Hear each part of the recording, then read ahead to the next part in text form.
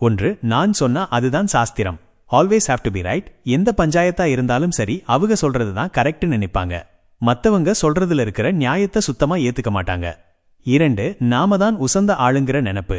Superiority attitude. தங்கள ரொம்ப பெரிய ஆளா நினைச்சுக்குவாங்க. மத்தவங்களை எல்லாம் இவங்களுக்கு என்ன தெரியும்ங்கிற மாதிரி ஒரு இலக்கமான பார்வையில தான் பாப்பாங்க. 3, எதிர்த்து பேசினா ஏத்துக்க மாட்டாங்க. Hate to be challenged. ஏங்க இது தப்புங்கன்னு நீங்க யதார்த்தமா சொன்னா கூட அவங்களுக்கு அது பெரிய அவமானமா தெரியும். சட்டுன்னு கோபப்பட்டு உங்க மேல பாய்வாங்க. 4, மனச நோகடிக்கிறதுக்கு உரிமை இருக்குன்னு நினைக்கிறது. Right to be hurtful. உங்கள வார்த்தையாலேயே குத்தி பேசுவாங்க. நான் தானே சொன்னேன், இதுல என்ன தப்புன்னு நயவஞ்சகமா கேட்பாங்க.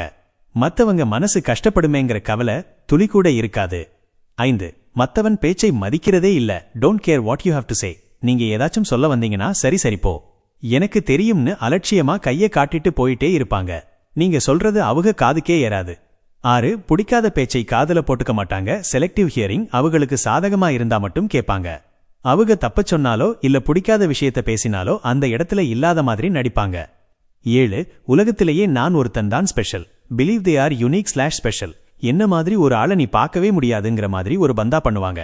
தங்களை ஒரு பெரிய விசித்திரமான ஆளா காட்டிக்கிறதுல ரொம்ப குறியா இருப்பாங்க. இந்த மாதிரி ஆளுங்க கூட டீல் பண்றது ரொம்ப கஷ்டம். நெவர் சேலஞ்ச் தெம்னு டாக்டர் சொல்றதுக்கு காரணமே அவங்க